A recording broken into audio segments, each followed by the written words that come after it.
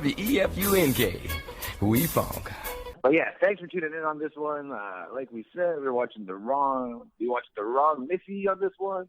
It's we're doing the Sandler voices because it is a Happy Madison production, but it's also a one of those Happy Madison movies where some of the Sandler guys are in it, but no Sandler. Yes, it's one of the Sandler-less Happy Madison productions, which there are actually a whole bunch of. And I guess you want to just jump right into it with the Happy Madison deep dive here? Because I got a little bit of a list prepared, a la the Ridiculous Six episode when we did the whole Sandler. We're going to pretty much do the same thing here, so I have to kind of go hand in hand with that. But looking at all of the movies that Sandler's cashing in on without even being on the set, or maybe on the set but not really the starring guy in. Yeah, definitely not in front of the camera. It's kind of crazy, too, because the very first Happy Madison movie is a movie without Adam Sandler. Yeah, because I guess I did bring this up. Maybe I was talking to you just, I guess, off air as we were doing it. But, like, ironically enough, the big Sandler movies, for the most part, or at least, like, the early Sandler movies for me and you are not Happy Madison productions. Ironically enough, Happy and Madison were both, like, under big studios before Sandler, and then, like, based on the success of those. And, of course, Airheads, as we always bring out. And, like, Wedding Singer was another great. Like, those are probably, like, my the top four Sandler movies right there were all pre-Happy Madison. So you're right. He kind of bust out the scene with Deuce Bigalow being the first Happy Madison production, of course, starring Schneider. Mm-hmm. Okay, and then so I'm gonna just rattle off all the I'll just rattle off the movies. But again, these are going to be just the Happy Madison productions with somebody other than Sandler as the lead. All right. So, of course, from Deuce, the next big one would be instead of Schneider, David Spade getting the call for the lead in Joe Dirt, which pretty iconic. You know what I mean? Definitely. For sure. Comedy classic. And same thing with Deuce. How do you feel about Deuce Bigalow? I guess. Yeah, I mean, that's a quintessential kind of like Rob Schneider AC movie. And same thing, like when you think, when you think of Spade too, besides The Wrong Missy, but obviously you think of like the Farley movies, Black Sheep and Tommy Boy, of course. But with putting those aside, I think the number one like Spade movie you would think of next would be Joe Dirt. Yeah, for sure. And of course, and spoiler alert, but I got a little bit of a Spade rundown that we'll get to. But like, of course, you know, Black Sheep and Tommy Boy, he's the great like straight guy in that. But those are, you know, Farley movies, and Farley's like the really steals the show. But yeah, you're right. So this was kind of his first, and you know, really probably even to date, like his iconic character would be Joe Dirt. I guess Schneider up next with The Animal, which I remember loving Deuce, and I remember of course my boy Ross, that we all know. I remember him loving The Animal when it came out, and him trying to get me on board. But I remember hating The Animal, which broke my heart as like an early Schneider head. But this is also when you run through this list too, you're gonna see this is that slew of like Schneider time, like the early 2000s, yeah. When he was just like doing every other. He was the animal. He was the gigolo. He was the hot chick. No, for sure. Yeah, all character work. And you're right. It's very clear in this early run of Happy Madison Productions that Sandler tried to give the ball to Schneider and let him run with it. But another huge one, though, if you remember, was a really huge, I guess, in just what a bomb it was. But I remember being super psyched for Master of Disguise, which Dana Carvey, for me, was like one of my favorite SNL cast members, and Wayne's World, of course. But he really never translated. Like, the Dana Carvey show was, like, absolutely epic, but, you know, I think, what was that, just like one season or two seasons? Like, he never seemed to be as successful. So this movie I remember being so fired up for. Yeah, and it was a pile of crap too. Interesting enough, man, just doing this too, I didn't realize that was a Happy Madison one either. Yeah, no, for sure. I actually, Harvey would have his Definitely. Dana Carvey would have like his own production company. He was kind of like the bigger guy before Sandler was. Yeah. And you're right. Like at the time, like Dana Carvey was like the hot ticket on SNL. You know, like he was. Mike Myers, of course, was Wayne, but like Dana Carvey was like the breakout star of SNL at that time. Like when he started the Dana Carvey show, everyone thought it was going to be like the hottest thing that's like come out, and like it just flopped. So it just got canceled after one season. No, Dana Carvey was really just seemed to be, especially like at the time. I mean, of course, In Living Color, but Jim Carrey was huge, and Dana Carvey just seemed to be kind of that, like, you know, physical comedian, impressionist, character guy. Like he just seemed to be like a little bit more talented, you know, like Farley and him, I kind of felt were just like they kind of brought something different than Myers and Sandler and all these other guys that were great, obviously, but.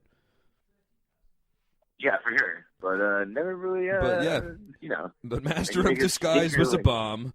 I guess to continue on, though, back to Schneider for the hot chick, which I guess was really, I mean, if you thought the animal was the rock bottom for Schneider, I guess the hot chick really solidified it.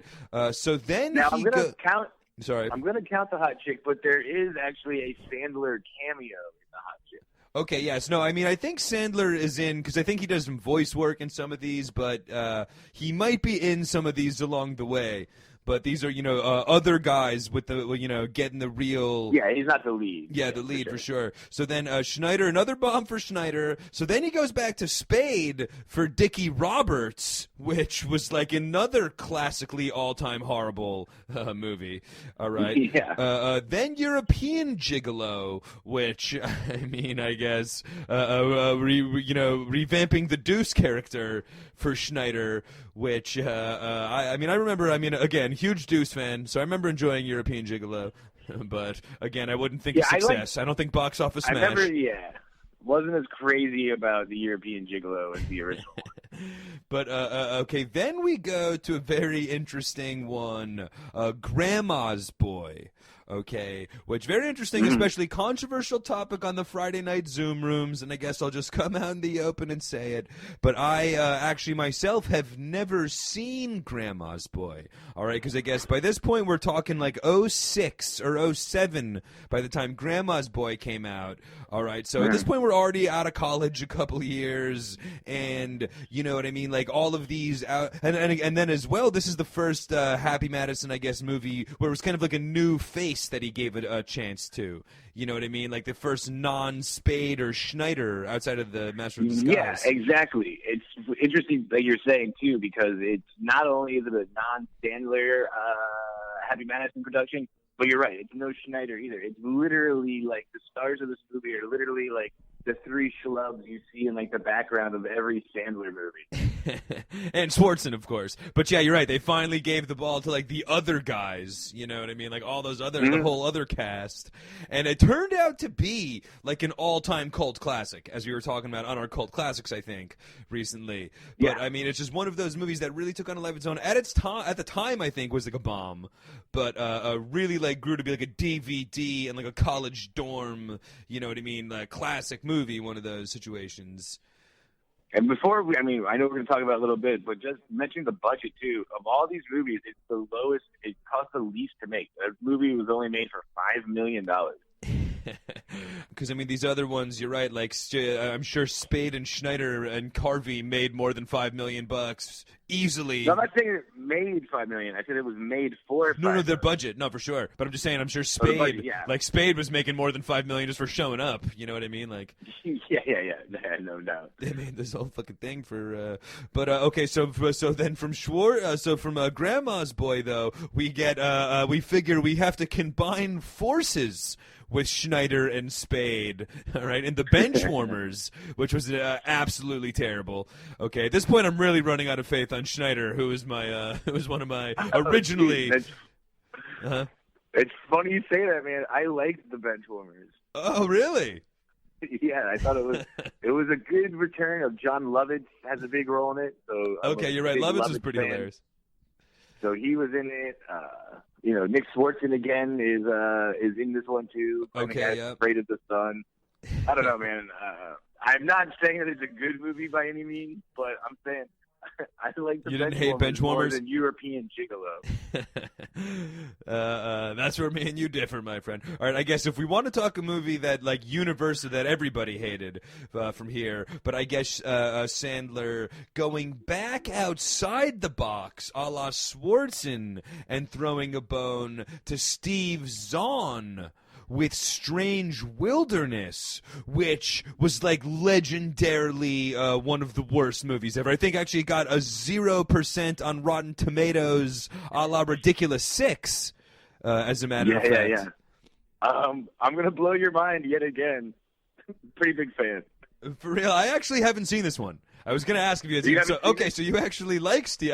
Like, I might have to watch this one, just, based on my, hatred for the critics anyway. I might have to in-your-face it to him, but... So, Strange Wilderness, not bad, huh? For sure. I mean, no, it's probably bad. But it's, I remember watching it. I think I actually had it on DVD back in the day. Oh, when I was, hilarious. Just get as many DVDs as possible. Yeah. The Strange Wilderness DVD is one for the, that's one for the big fucking garbage bag on a Bronx street corner as you moved away from your last... That was definitely... Somebody in Woodlawn, some Irish kids enjoying that one right now in Woodlawn. But, okay, I'm going to give you one more before we kind of reset here, and I look at it as a little bit of an end of an era and got an interesting, thing to point out. But we've got, so then House Bunny, which is another one starring Anna Faris, I guess a Playboy. Mm-hmm. I'm not familiar with this one either. I guess like a Playboy bunny goes and starts a sorority house. Exactly. She's a Playboy bunny. Did you see this one? Or gets thrown out. Yeah, I've seen that. Okay, how decent or... Yeah, I mean, there's no Strange Wilderness. No Strange Wilderness. But, okay, so then I guess from here, quickly, I'll give you the next one would be Mall Cop. With Kevin James, big star, and then first the debut on the scene for Kevin James, who then kind of takes over the next era, but then to kind of double back on like the last the movies that we've said so far, because Mall Cop came out in 2009, all right, so Deuce came out in 1999, so for the 10 years from Deuce to Mall Cop, mostly Schneider and Spade carrying the ball. He gave one chance to Dana Carvey. It was a bomb, never seen again in Happy Madison. Same thing with Steve Zahn, who, like, if you wonder what would have happened if for his career if that was a hit, because really kind of banished from the Happy Madison crew after the bomb of Strange Wilderness for Steve Zahn, I was kind of thinking, And Schwarzen will come back, I guess. Like you said, Schwarzen doesn't necessarily leave, but so then 2009 comes around, and then I remember, like, we all remember being like, Kevin James, Sandler, like, what's this whole friendship that spiraled? But I guess it really started with Mall Cop, which was a smash hit because America sucks for some reason. Well, I don't know, man, because there was, I know we're talking non-Sandler, but the big thing that really brought him was the one where they pretend Chuck and Larry was really what brought Kevin James like in the mix with Sandler's crew. Okay, yes. All right, that's true. That's a good call. That was one of the Sandler movies, so it's not on my list. But okay, yeah, I mean that is true. That was his real first That's intro. what brought him in with the crew. But you're right, Paul Blart was like his first like standalone. Like, all right, go get it, buddy. Yeah. And then it was a lot of Kevin James after that. And because the Zookeeper and Here Comes the Boom and Mall Cop 2 all follow in the next, like, 5 to 7 years, as well as, like, Grown Ups, I believe, was Kevin James was in that one as well, right? Oh, he is. Yeah. So, really all Kevin James carrying the franchise, and all of those movies vastly more successful than anything else that Happy Madison has ever done. So no, you're right. It's crazy looking at now how much money Paul Blart made, Mall Cop. And, I mean, probably more than, like, every Schneider and Spade hunk of shit combined, like, in all honesty.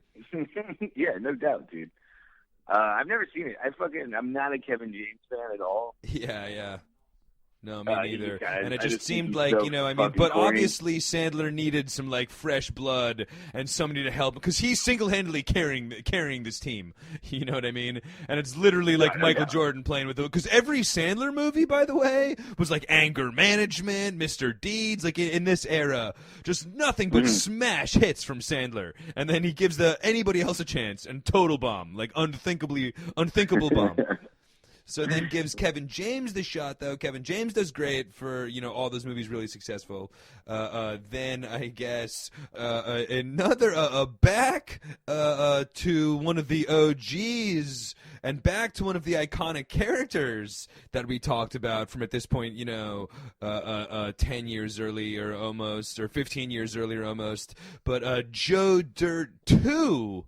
Okay, which was met by like such horrible reception. It never even got like an official release, like theater release. I think like moved to cable or like the 2015 version of cable release. And when you look at the stats for that one, they're straight up like not available. Like how much money this movie made. So not a good sign for Joe Dirt 2. Which I mean, just talking about this and like looking at the list, this is news to me that there even was a Joe Dirt 2. I was going to ask, did you I remember hearing about it. Like I knew that it existed, but definitely did not check it out, but I had no idea it existed. And then I guess really a couple more. Oh, and then I guess as well, actually, there was Bucky Larson. I forgot to mention before Joe Dirt 2, like in the Kevin James era of all of those. But Bucky Larson, Schwarzen's follow-up, like starring role, which was another like like Steven Zahn level, totally shelled, and a 0% on Rotten Tomato for that one as well. I think it's even worse. Again, like looking at like the movie's budget was $10 million, it made $2.5 million. I think that is usually the worst one on this list is Bucky Larson. Yeah, I mean, and like at this point, with having a little bit of momentum, like I mentioned, from Grandma's Boy taking off on Schwarzen, and like, you know what I mean, him like having a little, you know, a little bit more momentum for that one. It's a little bit of a surprise that it was such a stinker. But I guess, and that would kind of bring us into the last couple of years, though. You know, which from Joe Dirt 2, rather, because you know, jumping back to Joe Dirt 2. But from there, we've had Father of the Year with Spade, and now the latest Happy Madison Sandler-less classic, again starring David Spade, but the wrong Missy.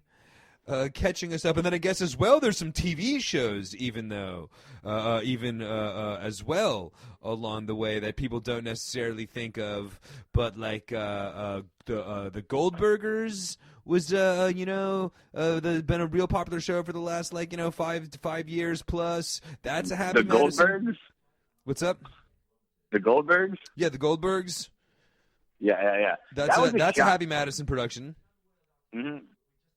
You know, that people might not think. Same thing with Rules of Engagement, which I guess was another Spade vehicle, but that was a Happy Madison. The Gong Show with Dave Attell.